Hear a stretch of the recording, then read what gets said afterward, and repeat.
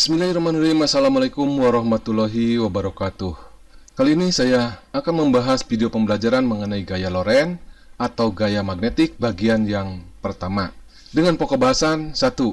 Gaya Lorentz atau gaya magnetik yang bekerja pada kawat yang berarus listrik yang berada dalam medan magnet. Kemudian yang kedua, gaya magnetik atau gaya Lorentz di antara dua kawat sejajar.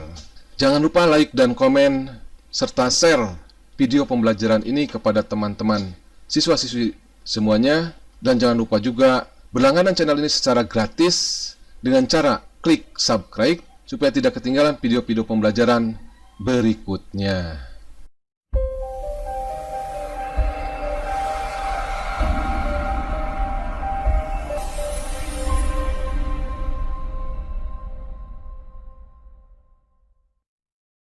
Gaya magnet atau dinamakan juga dengan gaya Lorentz. Gaya magnet ini pertama kali ditemukan oleh Hendrik Anton Lorentz yang lahir 1853 dan meninggal dunia 1928. Dia adalah fisikawan dari Belanda. Gaya Lorentz atau gaya magnetik merupakan dasar dari pembuatan motor listrik, yaitu mengubah energi listrik menjadi energi gerak. Contoh penggunaan motor listrik, kipas angin, mixer, AC, mobil mainan anak-anak, kemudian banyak sekali mainan-mainan anak-anak yang menggunakan motor listrik. Kemudian sekarang yang lagi booming yaitu mobil listrik dan motor listrik atau sepeda motor listrik. Kemudian apa itu gaya Lorentz atau gaya magnetik itu? Gaya magnet atau gaya Lorentz adalah gaya yang bekerja pada kawat yang berarus listrik yang berada dalam medan magnet, atau gaya yang bekerja pada benda atau partikel bermuatan listrik yang sedang bergerak pada medan magnet. Nah, itu adalah gaya Lorentz. Jadi gaya Lorentz ini bisa bekerja pada kawat yang berarus listrik yang berada dalam medan magnet, atau dapat juga gaya Lorentz ini bekerja pada partikel atau benda yang bermuatan listrik yang bergerak dalam medan magnet.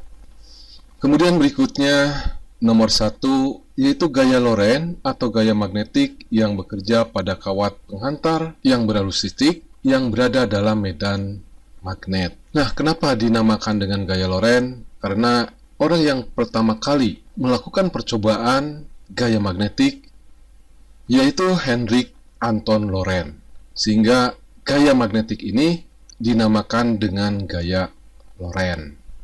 Nah, untuk lebih memahami mengenai gaya Lorentz ini, perhatikan gambar berikut ini.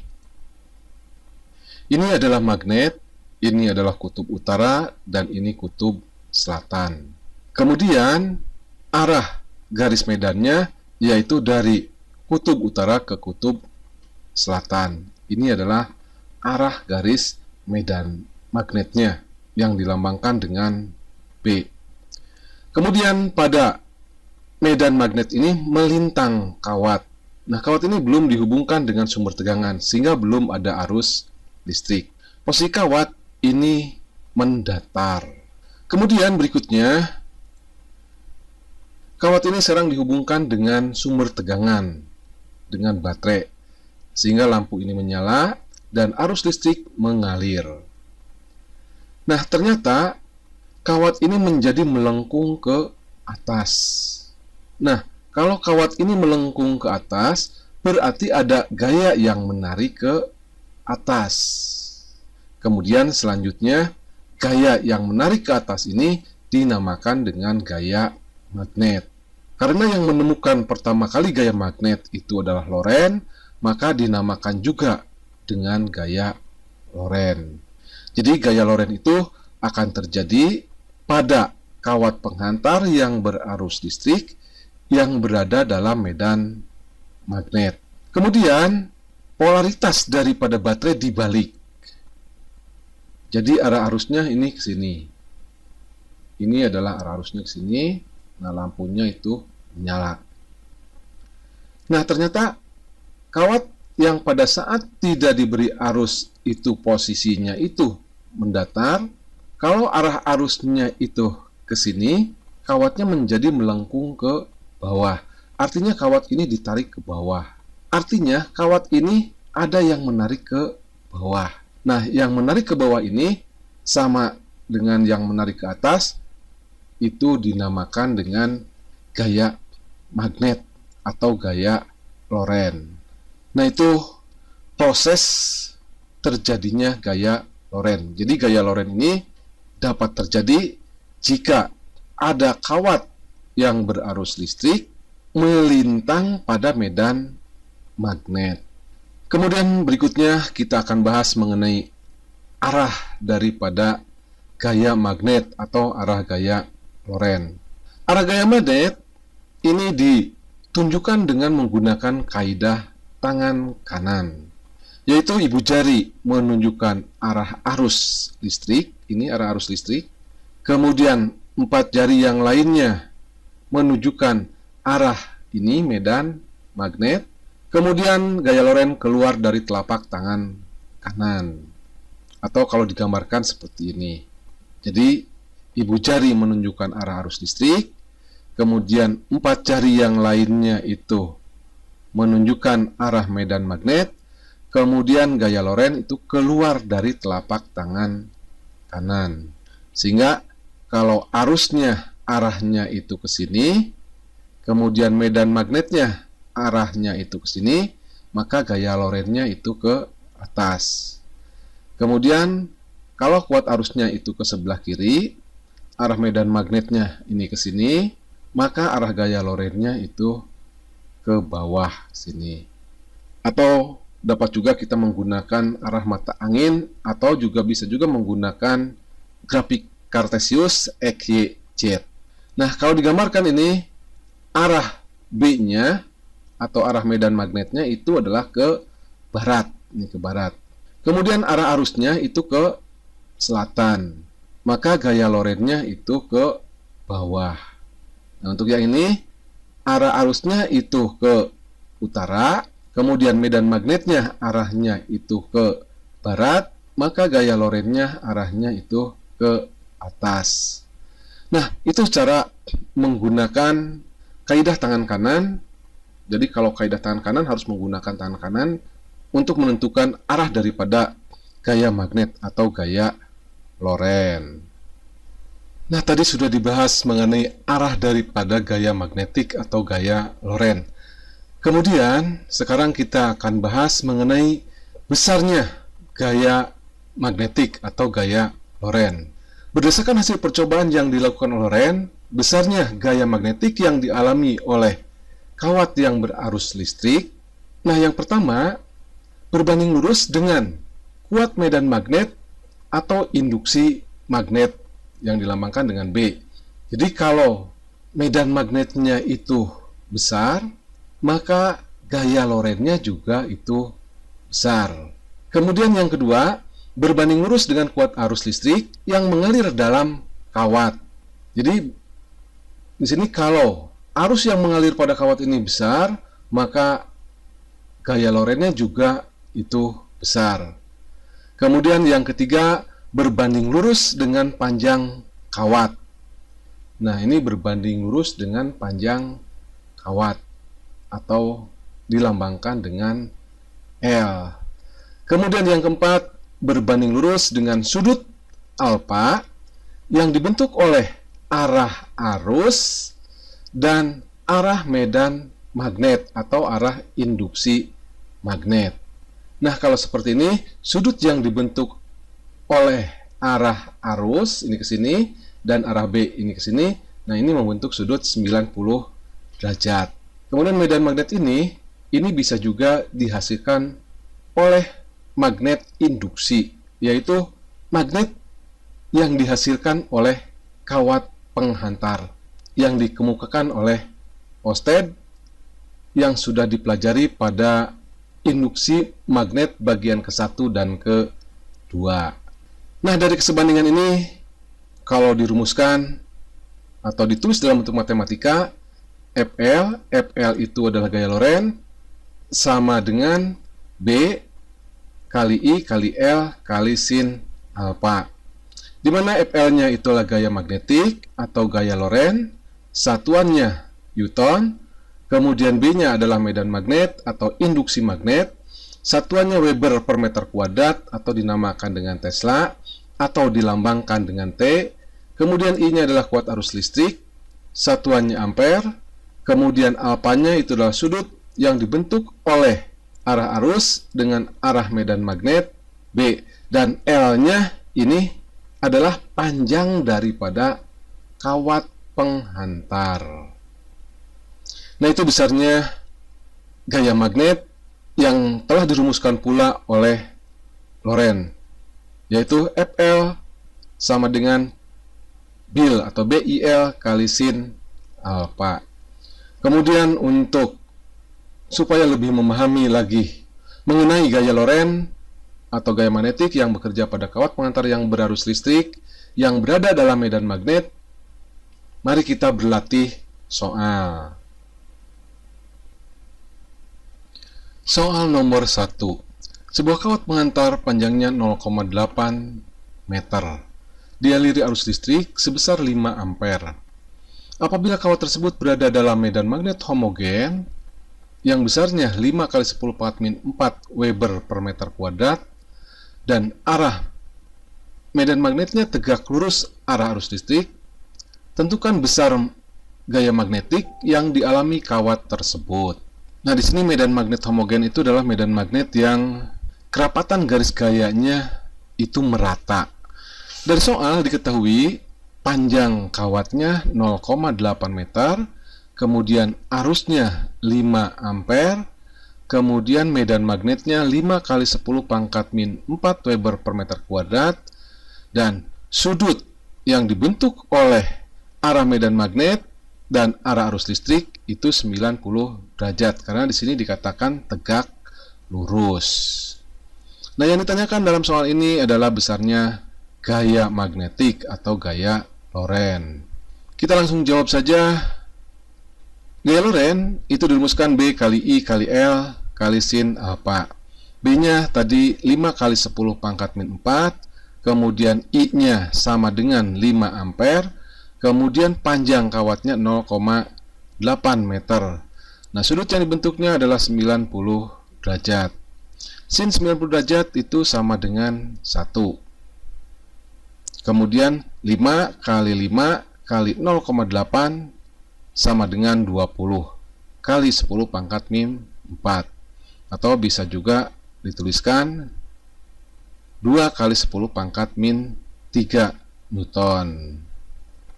Jadi besarnya gaya Lorentz pada kawat penghantar yang berada dalam medan magnet besarnya 2 kali 10 pangkat min 3 Newton.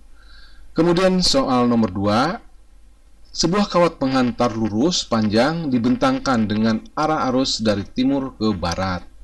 Apabila medan magnet di tempat itu dari selatan ke utara, kemanakah arah gaya magnetik yang dialami oleh kawat tersebut?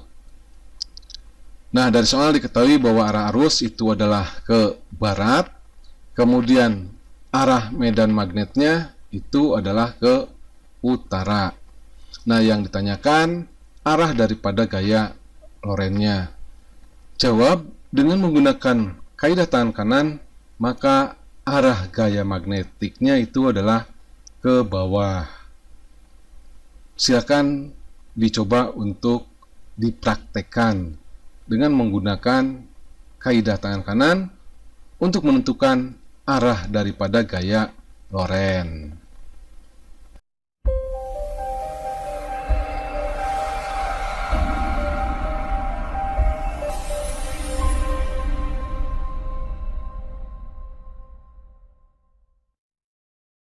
Kemudian bahasan yang kedua, yaitu gaya magnetik atau gaya Lorentz di antara dua kawat sejajar yang berarus listrik.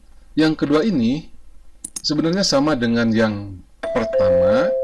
Nah, kalau yang pertama itu medan magnetnya menggunakan medan magnet tetap. Nah, kalau yang kedua ini magnetnya yaitu menggunakan magnet tidak tetap atau induksi magnet, yaitu magnet yang dihasilkan oleh kawat lurus tersebut. Mari kita bahas yang kedua ini. Gaya magnet juga dialami oleh dua buah kawat sejajar yang berarus listrik.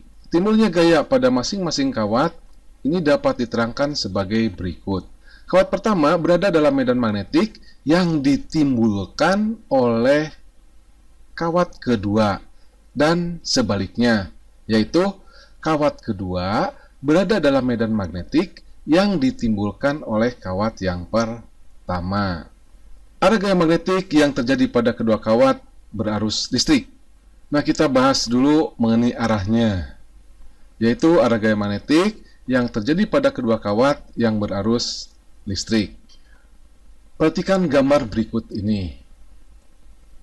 Nah, yang pertama, arah arus listrik pada kedua kawat itu adalah searah. Jadi ini adalah kawat yang pertama, kemudian ini adalah kawat yang kedua.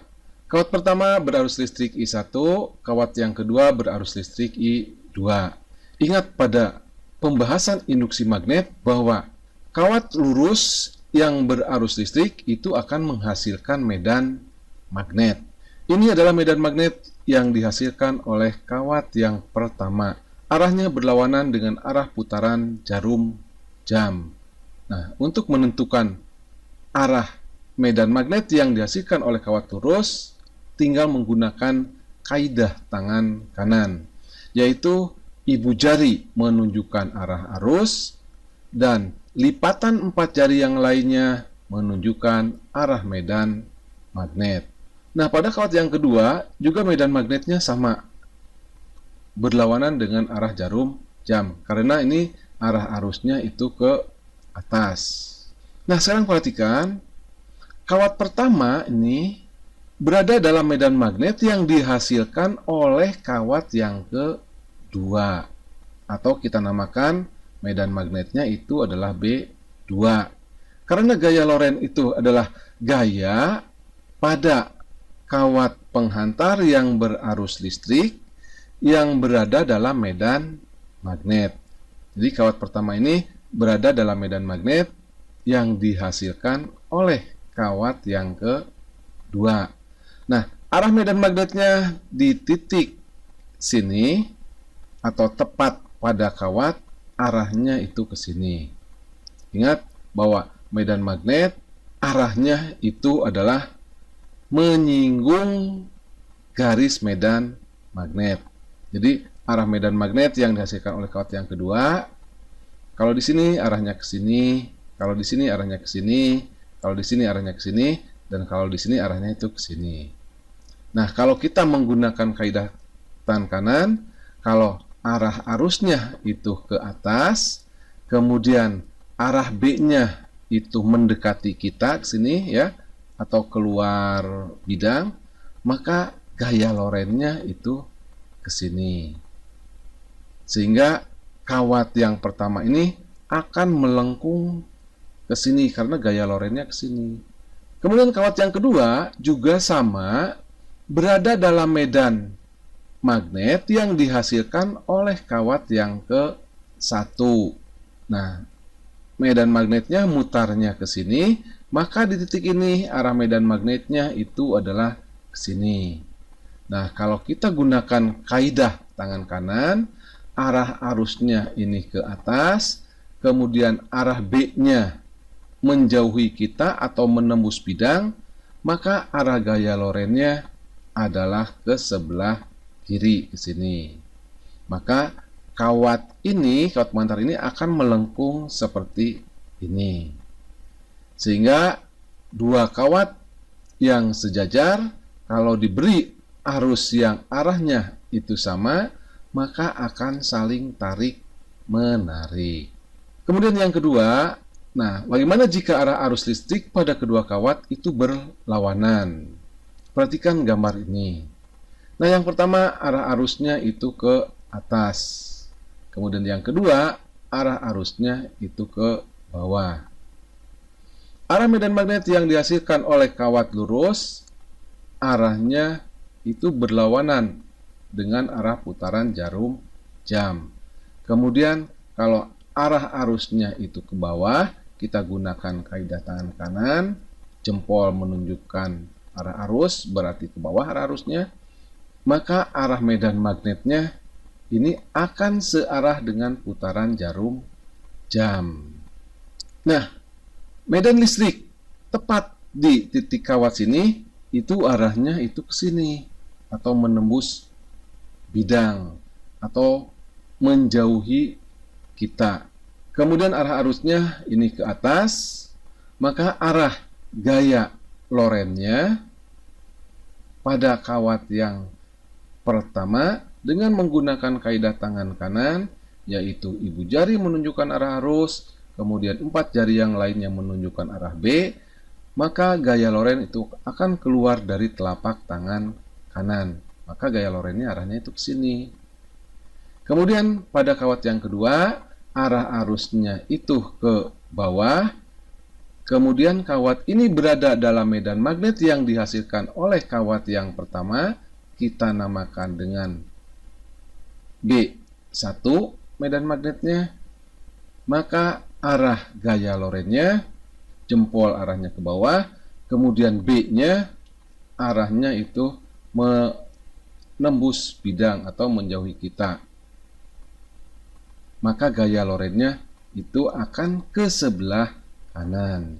Kita namakan gaya lorennya itu adalah F2 atau gaya loren pada kawat yang kedua. Jadi dari sini dapat disimpulkan bahwa jika ada dua buah kawat sejajar, arah arusnya itu berlawanan, maka akan saling tolak menolak. Atau kalau ditulis, ya, arah gaya magnetik yang terjadi pada dua kawat sejajar berarus listrik. Jika arah arus pada kawat itu searah, maka pada kedua kawat akan terjadi gaya tarik-menarik. Kemudian jika arah arus pada kedua kawat itu berlawanan, maka akan terjadi tolak-menolak. Nah, itu cara menentukan arah gaya magnetik yang terjadi pada kedua kawat yang berarus listrik. Nah, tadi sudah dibahas mengenai arah daripada gaya magnet pada dua kawat sejajar yang berarus listrik. Selanjutnya kita akan bahas besarnya gaya magnet pada dua kawat sejajar yang berarus listrik. Ingat, karena gaya itu adalah merupakan besaran vektor, jadi ada arahnya, kemudian ada besarnya. Perhatikan gambar berikut ini. Gaya loren pada kawat pertama atau kawat yang ke-1 ini. Nah, gaya loren itu dirumuskan bil sin alfa atau BI kali L kali sin alfa. Nah, karena di sini gaya loren pada kawat yang pertama kita beri indeks 1. Jadi F1 sama dengan, nah, B-nya adalah medan magnet atau induksi magnet yang dihasilkan oleh kawat yang kedua. Jadi B-nya di sini B2 kali I1 kali I1 kali L1. L itu adalah panjang daripada kawat ini. Kemudian kali sin alfa. Nah, alfa itu adalah sudut antara arah I dan arah B. Nah, di sini B-nya itulah B2. B2 besarnya itu sama dengan μ0 I2 per 2 pi-a. Ingat rumus medan magnet atau induksi magnet yang dihasilkan oleh kawat lurus yang telah dirumuskan oleh Biot dan Sapat, yaitu μ0 kali I per 2 pi-a. Nah, seperti sudah dijelaskan di atas bahwa kawat I1 ini berada dalam medan magnet yang dihasilkan oleh kawat yang kedua.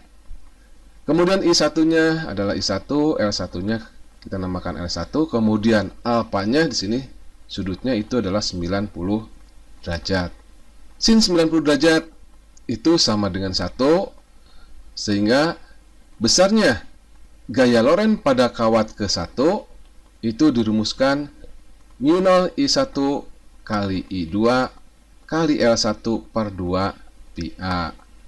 Kemudian gaya loren pada kawat yang kedua. Nah, kawat yang kedua ini berada dalam medan magnet yang dihasilkan oleh kawat yang pertama, yaitu B1. Mengapa arahnya ini ke sini B1-nya? Karena arah medan magnet di suatu titik adalah menyinggung garis medan magnet. Gaya Lorentz-nya seperti pada kawat yang pertama, F-nya di sini adalah F2, ini F2, B-nya B1, I-nya I2, karena gaya Lorentz pada kawat yang kedua, L-nya juga L2, kali sin alfa. Sin alfa itulah sudut antara I2 dengan B1, di mana sudutnya itu 90 derajat. Ingat, ini gambar dalam bentuk gambar 3 dimensi. B1-nya itu sama dengan mu0 kali I1 per 2 pi A. Ingat, ini adalah rumus induksi magnet atau kuat medan magnet yang dihasilkan oleh kawat lurus yang sudah dipelajari sebelumnya. Kemudian I-nya I2, kemudian L-nya L2, kemudian tadi alfanya 90. Nah, sin 90 sama dengan 1. Sehingga F2 dirumuskan mu0 kali I1 kali I2 kali L. Ini L2 ini ya. L2 dibagi dengan 2 pi A. Nah, di sini L1 dan L2 itu besarnya sama. Karena sama, kita namakan dengan L saja.